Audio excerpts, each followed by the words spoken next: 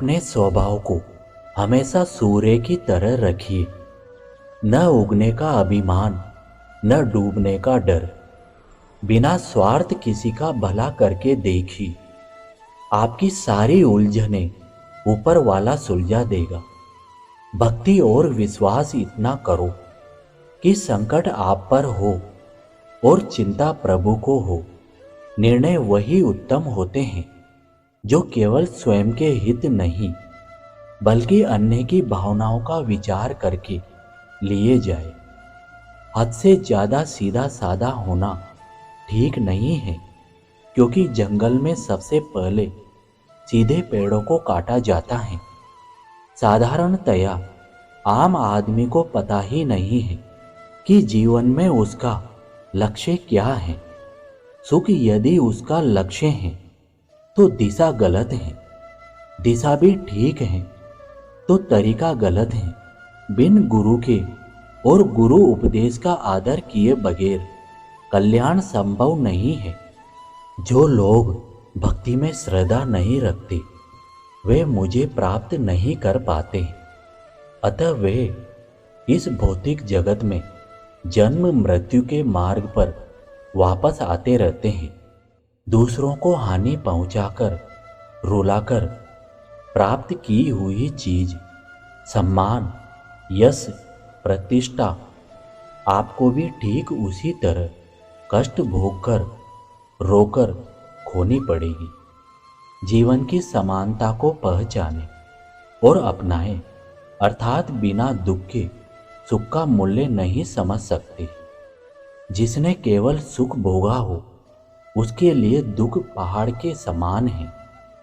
चालाकियों से कुछ देर ही मोहित किया जा सकता है। दिल जीतने के लिए तो सरल और सहज होना जरूरी है। दिल के सच्चे लोग भले ही अकेले रह जाएं, लेकिन उनका साथ भगवान हमेशा देते हैं। सच्ची बात बोलने वाला और सही राह चलने वाला इंसान हमेशा दुनिया को कड़वा लगता है। जीव के दुख का कारण ईश्वर से अपने संबंध का विस्मरण होना है। कृष्ण भावना भावित व्यक्ति कभी भी इंद्रियों के कार्यों से प्रभावित नहीं होता। वह भगवत सेवा के अतिरिक्त को दूसरा कार्य नहीं कर सकता, क्योंकि उसे ज्ञात है कि वह भगवान का शाश्वत दास है।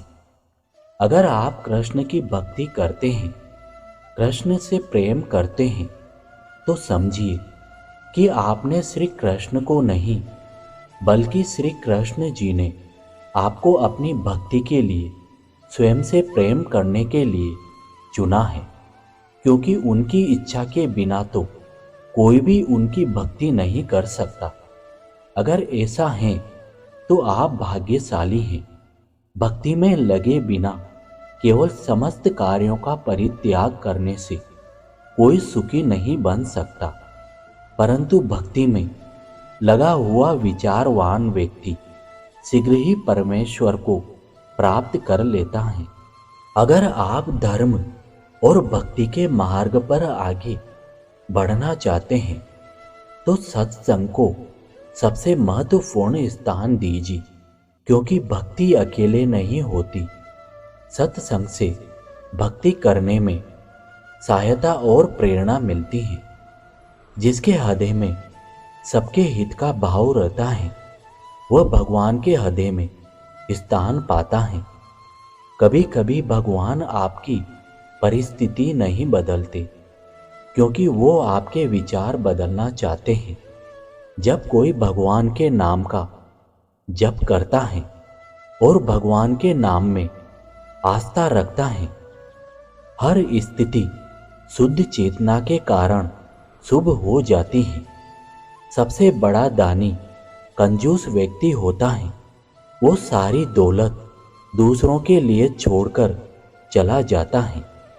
संन्यास तभी पूर्ण माना जाता है जब यह ज्ञात हो कि संसार की प्रत्येक वस्तु भगवान की है और कोई किसी भी वस्तु का स्वामित्व ग्रहण नहीं कर सकता। जिन नियमों की जानकारी है उनका ही पालन करते हुए भक्ति आरंभ कर देनी चाहिए। आगे जैसे जैसे भक्ति बढ़ती जाएगी, नियम स्वयं ही प्रकट होते चले जाएंगे। इससे पहले कि आत्मा शरीर से निकले, हमें अपने दोषों और बुराइयों को निकालना है। सांसारिक व्यक्ति के कुछ दिन के वियोग से ही हमारी आंखों में आंसू आ जाते हैं, किंतु श्री कृष्ण जी से हम कितने जन्मों जन्मों से बिछड़े हुए हैं, लेकिन हमारी आंखों में आंसू नहीं आते। इसी का नाम माया है। अगर सुख की इच्छा करोगे तो पाप अवश्य होगा। अपने सुख की इच्छा ही पाप कराती है। अगर पापों से छुटकारा चाहिए तो सुख की इच्छा छोड़ दो। जैसे प्रज्वलित अग्नि ईंधन को भस्म कर देती है, उसी तरह हे अर्जुन, ज्ञान रूपी अग्नि भौतिक कर्मों के समस्त फलों को जला डालती है। केवल नाम जप करना ही भजन नहीं है। जिस भी क्रिया के करने से मन भगवान की ओर अग्रसर हो, भक्ति बढ़े, साधना बढ़े, वही भजन है। नाम हमें निष्काम भाव से और बिना अपराध के जपना होगा। एक बार शुद्ध नाम जपने से हमारे इतने पाप नष्ट हो सकते हैं जितने हम में करने की क्षमता नहीं है। भले ही कोई मनुष्य अन्य सारी इंद्रियों को क्यों न जीत ले, लेकिन जब तक जीव को नहीं जीत लिया जाता, तब तक वह जितेंद्रिय नहीं कहलाता। लेकिन यदि कोई मनुष्य जीव को वश में करने में सक्षम होता है, तो उसे सभी इंद्रियों पर पूरा नियंत्रण करने वाला माना जाता है। बड़े से बड़ा या छोटे से छोटा जो भी कर्म किया जाए, उसमें केवल निजी स्वार्थ को ना देखकर सर्वहित सर्वोपरि की भावना होनी चाहिए। घर में चाहे 10 कमरे हो, लेकिन सबसे ज्यादा रौनक उस कमरे में होती है जहां माँ होती है। सब कुछ चाहने से हासिल हो जाए, ये मुमकिन नहीं। ये जिंदगी है, पिता का घर नहीं। जैसे घर के अंदर जली हुई धूप बत्ती से सारा घर सुगंधित हो जाता है, ठीक उसी प्रकार परमात्मा का नाम जपते रहने से आपका सारा जीवन सुगंधित हो जाता है। अब इन आखिरी शब्दों में आपको बहुत बहुत धन्यवाद देता हूँ।